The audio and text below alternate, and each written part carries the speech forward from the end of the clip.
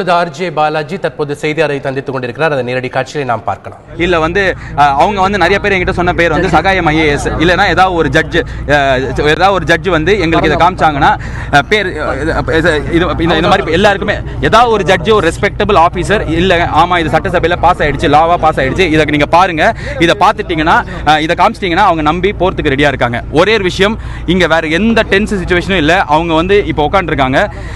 மற்ற எல்லா இடத்துல இருக்கிற மாணவர்கள் ரோட்ல இருக்கிற ப்ரொடெஸ்ட் பண்ற எல்லாருக்கும் ஒரே ஒரு வேண்டுகோள், என்ன ஆச்சு இன்னைக்கு 6 நாளா நம்ம அமைதியான வழியில போராடணும், 6 நாளா ரொம்ப ரொம்ப சாந்தமா இருந்தோம், திடீர்னு ஒரு நாள் என்ன ஆச்சு அப்படின்ற போது இது என்ன ஆச்சு, யார் இதுக்கு காரணம், எதனால மாணவர்கள் மேல தடியடிக்க கிடைக்கப்பட்டதுன்ற எல்லாத்தையும் நம்ம விசாரிச்சுக்கலாம். ஆனா அது இதுக்கான டைம் கிடையாது. இந்த டைம் என்ன அப்படின்னா 6 நாள் நம்ம போராடி ஒரு வெற்றி கிடைச்சிருக்கு. அந்த வெற்றி ஒரு லா பாஸ் பண்ணிருக்காங்க. இதுதான் மக்கள் முதல் வாட்டியா ரோட்டுக்கு போயிருக்கோம். ரோட்டுக்கு போய் ஒரு கேள்வி கேட்டு அது நடந்திருக்கு.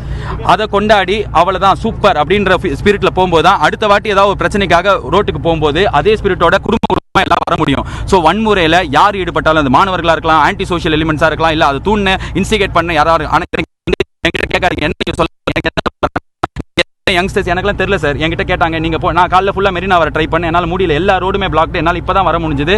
ஒரே விஷயம், எங்களுக்கு லீட் பண்ணியோ போராட்டத்தில் கலந்துக்கிட்டோ பழக்கம் கிடையாது. இதுல லீடர்ஸ் ப்ரோக்ராம் லீடர்ஸ் ப்ரொடெஸ்ட் நாங்க ஆமா லீடர்லெஸ் ப்ரொடெஸ்ட்ல இருக்கிற நிறைய அட்வான்டேஜஸ் மாதிரி அதுல இருக்கிற பெரிய டிஸ்அட்வான்டேஜ் யாரு என்ன பேசுறதுன்னு தெரியாம ஒவ்வொரு இடத்துல ஒவ்வொன்று கம்யூனிகேட் ஆச்சு. ஒரு இடத்துல ஒன்று கோரிக்கையா இருந்தது, இன்னொரு இடத்துல ஒன்று கோரிக்கையாச்சு. முதல் நாள் ஒன்று இருந்தது, 3வது நாள் ஒன்று இருந்தது, 6வது நாள் ஒன்று இருந்தது. இதனாலேயே என்ன ஆச்சு அப்படின்னா குழப்பம் தான் ஜாஸ்தி ஆச்சு. இப்போ இந்த இடத்துல இருக்கிறவங்களே ஒருத்தங்க எனக்கு இவங்க காட்டணுன்றாங்க, இன்னொருத்தவங்க காட்டணுன்றாங்க. ஸோ 6 நாளுமே இதே தான் ஆச்சு. இதே தான் மெரினால நான் 2 நாள் முன்னாடி பேசும்போது சொன்னேன், நம்மளுக்கு ஆர்டினன்ஸ் பாஸ் பண்ணியிருக்காங்க, இது நிரந்தர சட்டம் ஆனதுக்கு அப்புறம் நம்மளுக்கு வெற்றி தான், மற்ற விஷயங்களுக்கு நம்ம போராடலாம் அப்படின்றது நான் என்ன நினைச்சு சொன்னேன்னா இது முடிஞ்சு போச்சு. இந்த மகத்தான ஒரு வெற்றியோட நம்மளாம் கலையலான்ற இன்டென்ஷன்ல தான் அது பேசினது. ஆனா 2 நாள் ஆனதுக்கு அப்புறமும் ஏன் இது சொல்ல அது சொல்லனா எனக்கு நிஜமாலே யார் சார் அவங்களுக்கு கைடன்ஸ் இல்லை சார், எனக்கே கைடன்ஸ் இல்லை. இந்த போராட்டத்தில் இது மாதிரி யார் இதுக்கு முன்னாடி லீட் பண்ணியிருந்திருக்கோம். இந்த நேரத்தில் நான் மறுபடியும் சொல்றேன், அரசியல் தலைவர்கள் பெரிய பெரிய தலைவர்கள் எல்லா கட்சியிலும் இருக்காங்க. எங்க அரசியல்வாதிகள் உள்ள வராதீங்க நாங்க தான் சொல்றோம். ஆனா அரசியல்வாதிகள் இந்த மாதிரி டைம்ல கைட் பண்ணுங்க, பசங்க கிட்ட பேசுங்க. உங்க கட்சி ஜாதி எதுவுமே எடுத்துட்டு வராதீங்க. யூ ஜஸ்ட் பி ஒரு 15-20 வருஷம் 50 வருஷமா லீடரா இருக்கிறவங்களா எங்களுக்கு கைட் பண்ணுங்க, இதை எப்படி எடுத்துட்டு போகணும்னு சொல்லுங்க. இன்னைக்கு காலையில நடந்தது எல்லாமே அன்பார்ச்சுனேட், அது தப்பு. ஆனா அதை விசாரிக்கிறதுக்கு இது டைம் கிடையாது. இப்போதைக்கு அல்டிமேட் ரொம்ப இம்பார்ட்டன்ட் விஷயம் கையெழுத்து கூட போயிடுவாங்க இருக்காங்க. இப்போ நமக்கு லாரர் பேசும்போது என்ன சொன்னாங்கன்னா உள்ள மாணவர்கள் யாருமே கிடையாது, வெவ்வேறு குரூப்புகள் இருக்காங்கன்னு சொன்னாங்க. இப்போ நீங்க சொன்னீங்க இல்ல சார் எல்லாருமே இருக்காங்க சார். நானும் சொல்றேன் நிறைய குரூப் இருக்காங்க. இல்ல சார் நிறைய ஒரே நிமிஷம் நிறைய பேர் இருக்காங்க. ஆனா அது மாணவர்கள் எல்லாருமே சேர்ந்து இருக்காங்க சார். ஆனா என்ன அப்படின்னா அவங்களுக்கு புரிய வைக்கிறதுக்கு ஒரு வாய்ஸ் வேணும் சார். இப்போ நான் சொல்றேன், சினிமாக்காரன் வந்தானா இவன் சினிமாக்காரன், இவன் போகணும், இவன் இப்போ என்ன நான் இப்போ போங்க அப்படின்னா எப்போ சொன்னாலும் காசு வாங்கிட்டான், இவன் கவர்மெண்ட் ஆளு, இவன் வாங்கிட்டாங்க, இவன் இந்த கட்சியில சேர்ந்துட்டான், இவன் ஆதாயத்துக்காக பேசுறான், இவன் பைத்திய மாதிரி பேசுறான், இவன் தமிழனே இல்லை, இவன் ராஜஸ்தான்கார், இது மாதிரி எல்லாருமே உணர்ச்சியில ஏதோ ஒன்று பேசுறாங்க சார்.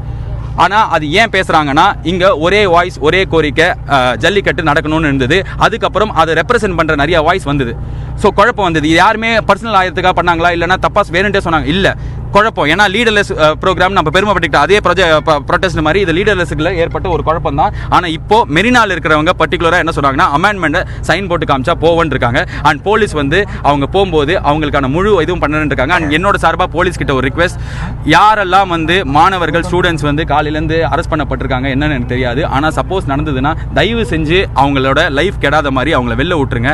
ஏன்னா இவங்க எல்லாருமே 7 நாளா ரொம்ப டிக்னிஃபைடா நடந்துட்டாங்க.